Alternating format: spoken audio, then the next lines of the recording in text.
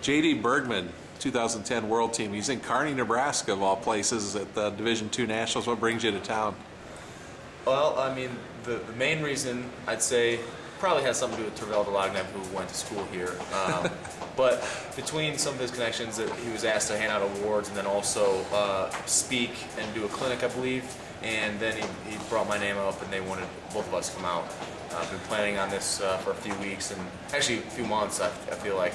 And then secondly, maybe more importantly though, wanting to see some of the boys out here in Kearney, Nebraska, who I knew was going to be out here, some of Tervel's best friends, who are now some of my good friends. So Tervel's a pretty big deal in these parts, huh? He's a decently big deal. I mean, he's a big man, so he's got to sport a nice cowboy outfit today. But yeah, I mean, Joe Ellenberger and Jeff Rutledge, Keenan McCurdy, some of the boys out here, trying to get some good mental health and camaraderie while I'm out here. And give us a little update on what's going on with you. You just wrestled in Belarus, Yeah. and the U.S. Open's coming up. Just how's your season gone? Yeah, I mean, I'll tell you what, it's definitely been kind of humbling, a lot of learning experiences. I'm looking forward to kind of having those learning experiences turn into more of just victories. But I'll tell you what, the way bracket systems are set up internationally, and the way the matches are with the periods, you really, there's not any room for error. You can't make any mistakes, and I've learned that a lot. Basically, just sharpening everything, and I'm still very excited about the U.S. Open World Team Trials coming up, making another World Team, and still planning on winning the World Championships. Even though the results of these tournaments, this winter tour, hasn't been what I would have liked, what I expected. It's still positive learning from it, and knowing just from wrestling some of these guys and seeing how brackets played out, knowing that I'm right there. You know, so one little mistake cost you a match. I actually got pinned a couple times, which is a shame, but it's all right. You know, sun comes up tomorrow, and God is always good. So, What did you learn from the Worlds, and how do you build on that? well, I learned that's some of the similar things. You know, you really can't make a mistake. I don't need to take big risks with my style, and I think that goes for most wrestlers. But there's no need to really go for body, take big risks if it's 0-0. And I think the way that match was going, I think I might have rushed a little bit, and really needed to stay a little more calm and just rely on where I'm best at. But the Worlds was a learning experience. It's a shame to learn there. You know, you really would have liked to have a better, bigger result, but especially for the whole team. I mean, obviously it was really rough for the freestyle team, but we've been doing a lot of things to fix that and make sure that doesn't happen this year.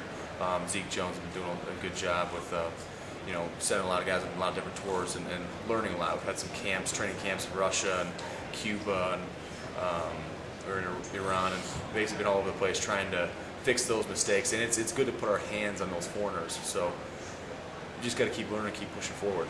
And the U.S. has had a lot of good results. I mean, how do we translate that into the World Championships this year? We have had a lot of good results, and really just you have to put things together on the tournament day. We've proved that, you know, certain countries or certain wrestlers aren't any better than us. Though, you know, we think it's almost like, you know, they got a certain singlet on, so they're automatically better because it says Russia. No, that's not the case by any means. But there's a lot of things that have to go right too. We obviously are fine when it comes to the conditioning. We just have to make sure all cylinders are firing and stay more offensive. I think as a country, stay more offensive. We don't really want to play a cat and mouse game. They're a little bit better than that, better than us at that. A little more offensive, and again, you know, just working on short time defense and just a few areas, but we're focusing in now, and should be making those improvements. A lot of talk about the Olympics already. I mean, does that get you excited? I know we're focused on 2011, but that's got to be exciting, you know, hearing some of that. Yeah, definitely. I mean, that's what my job title is most of the time. I'm an Olympic hopeful, and that's what I'm blessed to be able to wrestle and pay my bills by being Olympic hopeful, and that's it. I don't have to have another job, and I couldn't have another job with the time restraints we have. So yeah, I mean, Olympics. I mean, that's what everyone knows. I made the World Cup team, and they're like, "Oh, you play soccer?" No, I don't. The World Cup team there's World Cup in wrestling as well. I made the World Championships and I wrestled in Moscow. No one knows what the World Championships in wrestling means, but the World Championships is the exact same tournament as Olympics. It's just our Wrestling World Championships is at the Olympics every 4 years, but the same competition, same tournament every year, and that's where we're trying to go to Istanbul, Turkey this year and win that. So. What do you think of some of the wrestling here? I mean, obviously Division II's produced some pretty good guys. Les Sigmund, Tervel, some guys that have done well internationally. The top guys of Division II, I mean, there's the top tier of Division II guys. There's no slouches, So it's definitely not as deep by any means, but it's still fun to watch wrestling. Not have to compete, but watch. It's enjoyable.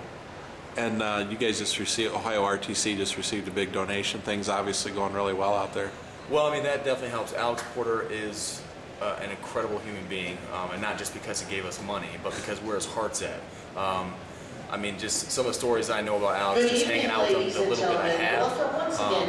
He's really awesome, man. It's really cool to see people giving back to a sport that's helped mold his life and really helped him get to where he is.